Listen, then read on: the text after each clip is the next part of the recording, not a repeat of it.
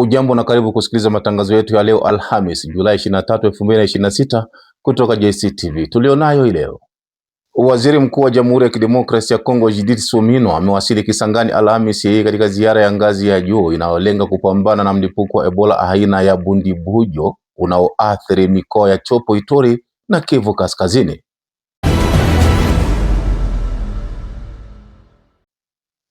Mashirika ya kiraia Kivu Kaskazini yameonyesha wasiwasi mkubwa kutokana na kuongezeka kwa mashambulizi ya waasi wa ADF katika wilaya ya Beni na kuimarika kwa uwepo wa AFC M23 katika maeneo yanayodhibitiwa na kundi hilo.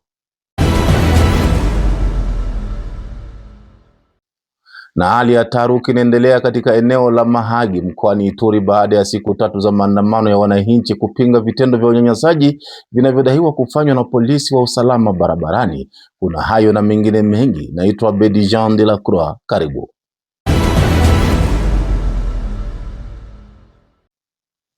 Na sasa tuangazie kwa kina taarifa zetu. Hali ya taharuki inaendelea katika eneo la Mahagi mkoani Ituri baada ya siku 3 za maandamano ya wananchi kupinga vitendo vya unyanyasaji vinavyodaiwa kufanywa na polisi wa usalama barabarani. Maandamano hayo yalianza baada ya kiongozi mmoja wa vijana kujeruhiwa kwa risasi wakati wa maandamano ya kupinga kuongezeka kwa vizuizi vya barabarani. Mashirika ya kiraia yamesimamisha shughuli mbalimbali katika wilaya hiyo hadi madai ya wananchi yatakapopatiwa ufumbuzi. Biashara, masoko, benki na baadhi ya huduma za umma zimeendelea kufungwa au kufanya kazi kwa kiwango cha chini. Kwingineko ni kwamba DRC imeandika historia mpya baada ya kusafirisha kwa mara ya kwanza lithium kupitia bandari ya Kalemi kuelekea Kigoma nchini Tanzania.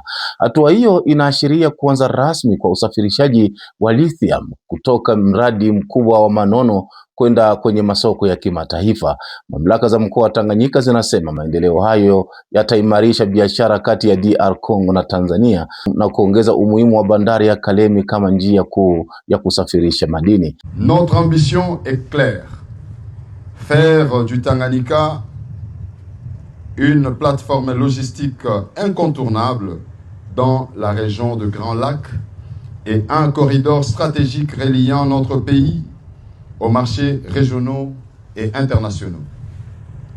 Cette ambition s'inscrit pleinement dans la vision de son Excellence, Monsieur Félix Antoine Tshisekedi Tshilombo, président de la République, chef de l'État, qui fait de la modernisation des infrastructures, de l'intégration économique et de l'amélioration du climat des affaires des priorités nationales.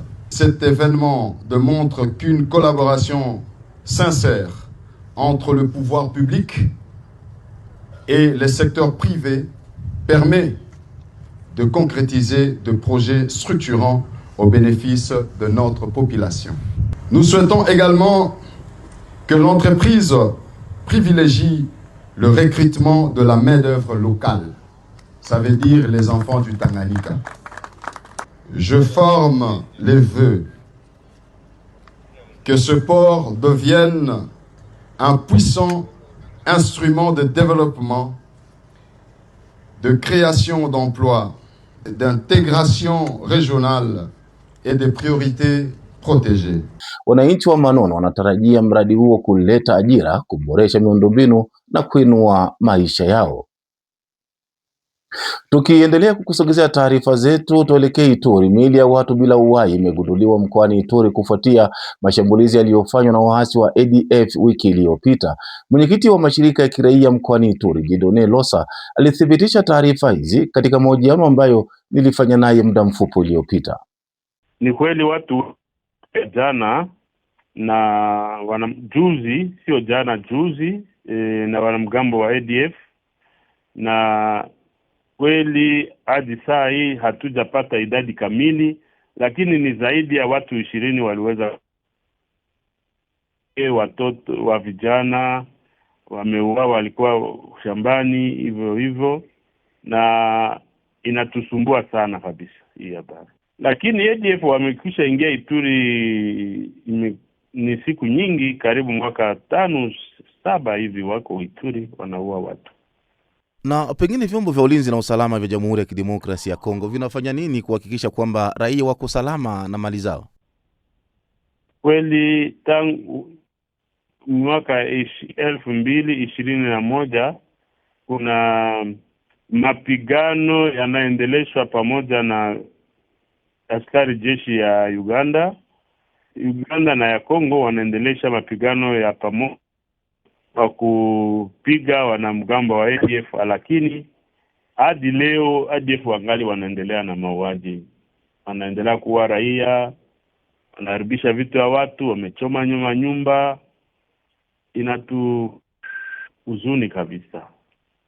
Kuna baadhi ya wachambuzi wa masuala ya kiusalama wanasema kwamba ADF ambao wanafanya mauaji huko Ituri ni watoto wa nchi tu ambao wanaamua kuingia katika mambo ya uhalifu, wanaamua kutesa ndugu zao hivyo, watoto wa nchi ambao wanaamua kutesa ndugu zao. Unadhani kuna ukweli wowote kuhusiana na taarifa hizi? Sio uongo, kwa sababu kila mara wakati wanashika wanaojiita wa ADF, kwa bahati mbaya ni wandugu wetu wa Nord Kivu, jina yao imeonekana katikati ya wale watu kwa mara nyingi, kwa sababu hii ni mambo ya kweli, sio uongo. Na sisi shirika la raia tumekwisha kuambia government mara nyingi hii habari, lakini hatujapata suluhisho. Aha. Na mbali na kuambia government, mbali na kutoa ripoti kwa government, pengine ninyi kama mashirika ya kiraia mnafanya mbinu gani kuhakikisha kwamba pamoja na kwamba jukumu la kulinda raia ni la vyombo vya ulinzi na usalama, lakini kwa upande wenu mnafanya kitu gani ili kuhakikisha wananchi wako salama? Mchango wetu ni kufanya denunciation wakati mambo kama haya inafanyika.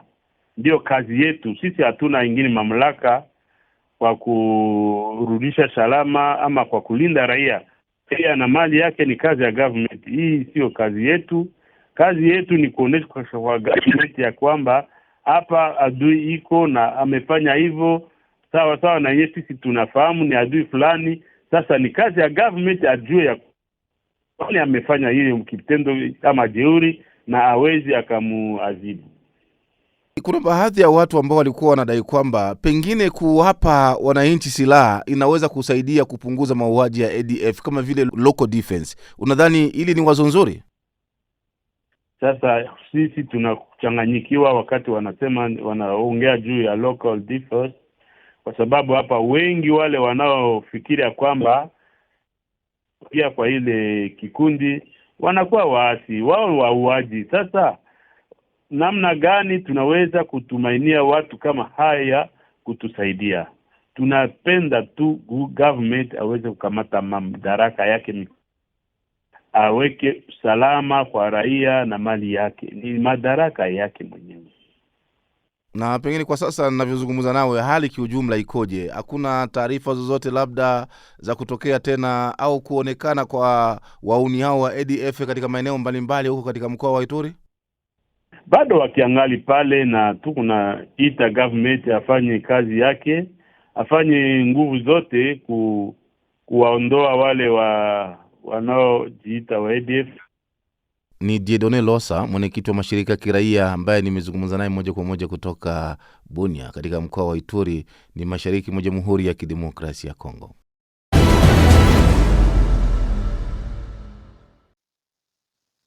Na mwishowe kabisa, waziri mkuu wa Jamhuri ya Kidemokrasia ya Kongo Judith Suminwa amewasili Kisangani Alhamisi katika ziara ya ngazi ya juu inayolenga kupambana na mlipuko wa Ebola aina ya Bundibugyo unaoathiri mikoa ya Chopo, Ituri na Kivu Kaskazini. Ziara hii inalenga kuimarisha hatua ya kukabiliana na ugonjwa huo moja kwa moja uwanjani, wakati Ebola ikiendelea kuwa changamoto kubwa ya afya katika eneo la kaskazini mashariki mwa Jamhuri ya Kidemokrasia ya Kongo.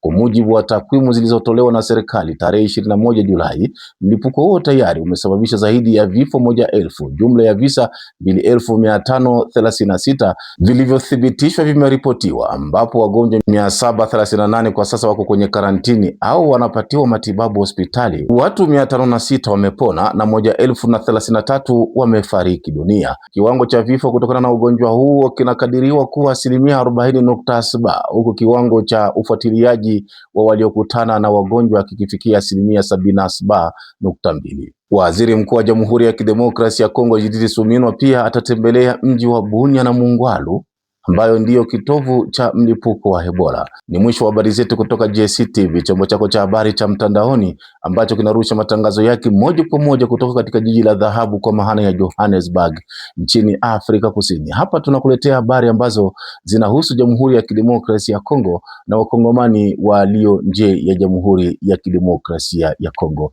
Kwa sasa ni kwage tu, alamsiki.